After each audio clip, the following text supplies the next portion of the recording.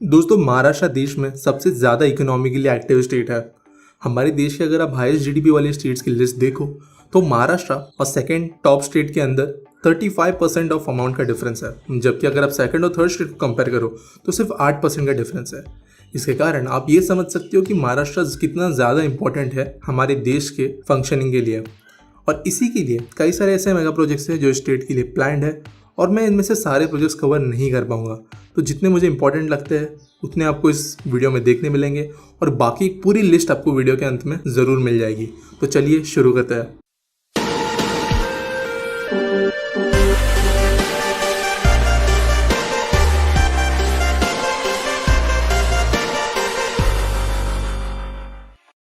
दोस्तों, पहला है समृद्धि महामार्ग।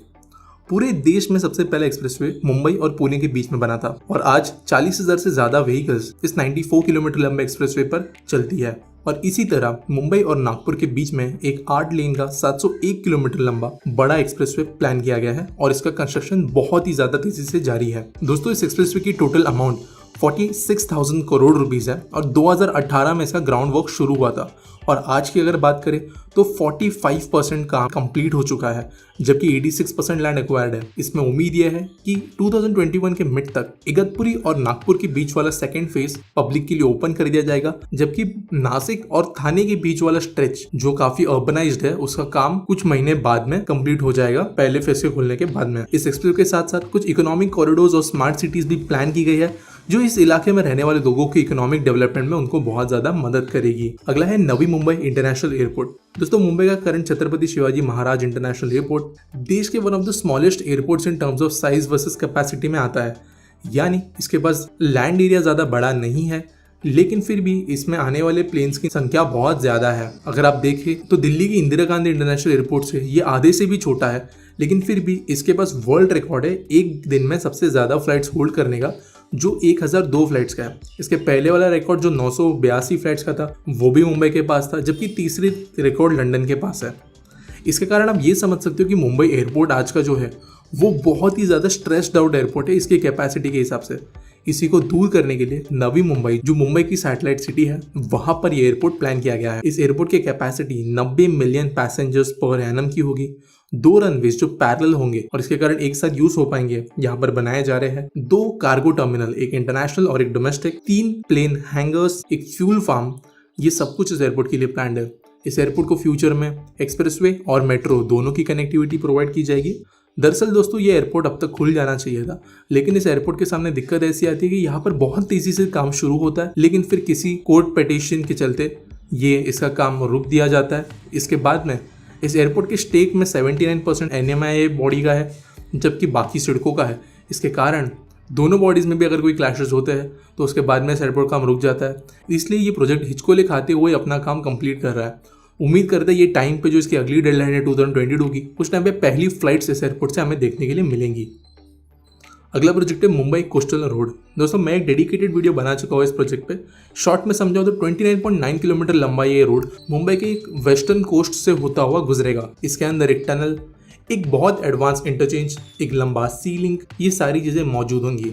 मुंबई की नॉर्थ एंड साउथ कनेक्टिविटी के लिए एक बहुत महत्वपूर्ण प्रोजेक्ट है, और इसका ज़्यादातर भाग रिक्लेम्ड ज़मीन पर बनाया जा रहा है।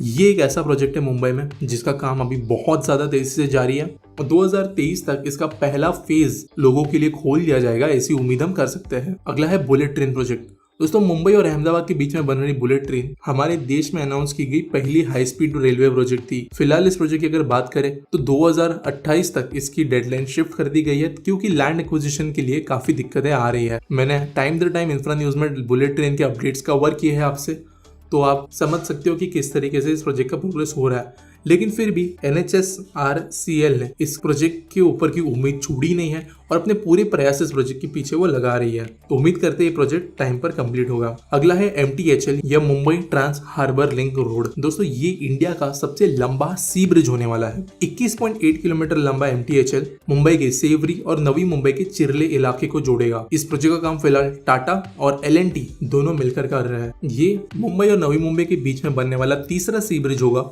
जो ऐरोली और वाशी ब्रिज के बाद में बनाया जा रहा है। ये specially Navi Mumbai international airport में आने वाली नई ट्रैफिक को फैसिलिटेट करेगा, और इसके साथ साथ दोनों शहरों के बीच में जो कंजेस्टेड इलाके बन चुके हैं उनको भी राहत देगा। इस प्रोजेक्ट की टोटल वर्थ $2 बिलियन है और ये भी एक ऐसा प्रोजेक्ट है जिसका पेस अभी फिलहाल बहुत अच्छी खासी स्पीड पर है और इसके बारे में रोज नए अपडेट्स आते रहते हैं। तो उम्मीद करते हैं कि 2023 की इसकी डेडलाइन तक ये ब्रिज कंप्लीट हो जाएगा। अगले प्रोजेक्ट है high speed railway corridors Mumbai Nagpur के बीच में और पुणे और नासिक के बीच में। दोस्तों ये दो crossing high speed railway corridors का काम भी अच्छे खासे स्पीड पर जारी है। ज़्यादा समय पहले इन प्रोजेक्ट्स को अनाउंस नहीं किया गया है, फेयरली रीसेंट है, लेकिन फिर भी 741 किलोमीटर लंबे Mumbai Nagpur high speed rail corridor के लिए सर्विस के टेंडर्स ऑलरेडी बाहर निकाल दिए गए हैं। इसका काम जारी है, अलाइनमेंट वगैरह फिक्स किया जा रहा है और रफ अलाइनमेंट भी हमें देखने के लिए मिला था। जबकि पुणे नासिक ट्रेन की हम अगर बात करें तो उसका अलाइनमेंट फिक्स्ड हो चुका है। लैंड एक्विजिशन काम भी गवर्नमेंट ने शुरू कर दिया है पुणे नासिक दोनों शहरों में। ये इन दोनों शहरों के बीच में मौजूद जो छोटे दूसरे टाउन्स है उनके लिए एक बहुत ज़रूरी प्रोजेक्ट है। उम्मीद करते हैं ये प्रोजेक्ट टाइम पर कंप्लीट होगा। Mumbai eastern waterfront development project. दोस्तों अगर आप मुंबई में रहते हो तो आप जानते हो कि मुंबई का जो वेस्टर्न भाग है वो हमेशा से ज़्यादा डेवलपमेंट करता रहा है और ज़्यादा एडवांस बिल्डिंग है, ज़्यादा पैसा मुंबई के इस इलाके में रहा है। जबकि वेस्टर्न भाग में ज़्यादातर बड़ी बड़ी factories, lower income house holds, ये सारी चीज़ों का वास रहा है। लेकिन पिछले कुछ सालों से यहाँ पर चीज़ें बदल रही है। कुछ बड़े बड़े रियल एस्टेट प्लेयर्स ने यहाँ पर जंप किया है और धीरे धीरे कमर्शियल सेंटर भी यहाँ पर शिफ्ट होते जा रहे हैं। इसी के मद्देनजर यहाँ पर डिसाइड किया गया है कि 500 हेक्टेयर में फैला हुआ मुंबई का ईस्टर्न रिवरफ्रंट डेवलप किया जाएगा। दोस्तों ये न्यूयॉर्क में बसे हुए हडसन बे प्रोजेक्ट के जैसे बनाया जा रहा है, लेकिन इसमें कई मेजर डिफरेंसेस भी है। यहाँ पर 63% एरिया जो रिक्लेम किया जाएगा वो ओपन स्पेसेस, गार्डन्स, ग्राउंड्स इनके लिए दिया जाएगा, जबकि बाकी एरिया में government buildings, hotels, commercial spaces, skyscrapers इन चीज़ों के लिए एलोकेटेड होगा। इसके साथ साथ मुंबई आई जो प्रोजेक्ट शायद से वेस्टर्न कोस्ट ऑफ मुंबई पे शिफ्ट होगा, ये इनिशियली तो यहीं पर प्लान्ड है। इसके अलावा फेरी टर्मिनल, फ्लेमिंगो वॉचिंग स्पॉट जो मैंग्रोव्स प्रिजर्व करने के बाद यहाँ पर रखा जाएगा, ये सारी चीज़ें भी यहाँ पर अवेलेबल होगी। ये one of the most ambitious project है पूरे मुंबई के लिए और मुंबई के इकोनॉमिक सेंटर को शिफ्ट करने की कैपेबिलिटी ये प्रोजेक्ट रखता है। तो दोस्तों इन प्रोजेक्ट्स के अलावा भी कुछ ऐसे प्रोजेक्ट्स हैं जो महाराष्ट्र में प्लान्ड है। इनमें से कई प्लानिंग फेज में है, कुछ का कंस्ट्रक्शन जारी है, कुछ ऑलरेडी फंक्शनल भी है, तो उनके बारे में भी जान लेते हैं। पहला है वाधवान सी पोर्ट। दोस्तों सागरमाला प्रोजेक्ट के अंतर्गत बन रहा है ये पोर्ट पूरे देश का सबसे बड़ा शिपिंग कंटेनर पोर्ट होगा। ये अभी प्लानिंग फेज में है और ठीक ठाक पेस का काम जारी है। अगला है मुंबई मेट्रो। दोस्तों पूरे देश में सबसे ज़्यादा अंडर कंस्ट्रक्शन मेट्रो आज मुंबई में है। अगला है मुंबई पुणे हाइपरलूप प्रोजेक्ट।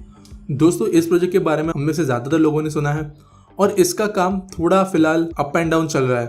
ये कैंसिल तब तक किया नहीं गया और उम्मीद करते हैं ये प्रोजेक्ट कंप्लीट हो जाएगा। अगला है पुणे इंटरनेशनल टर्मिनल। दोस्तों कुछ दिन पहले इसके रेंडर्स बाहर आकर इसे फास्ट ट्रैक पेस में डाल लिया गया है और इसके कारण पुणे इंटरनेशनल एयरपोर्ट का काम अभी अच्छी खासी स्पीड पर शुरू हो जाएगा। मुंबई गोवा एक्सप्रेसवे। दोस्तों ये भी एक महत्वपूर्ण एक्सप्रेसवे है जो एक हाई डिमांड और हाई ट्रैफिक एरिया को कनेक्ट करेगा। इसका काम भी बहुत स्पीड से जारी है, जबकि कुछ पार्ट्स को ऑलरेडी पैसेंजर्स के लिए ओपन कर दिया गया है। Kharghar corporate park.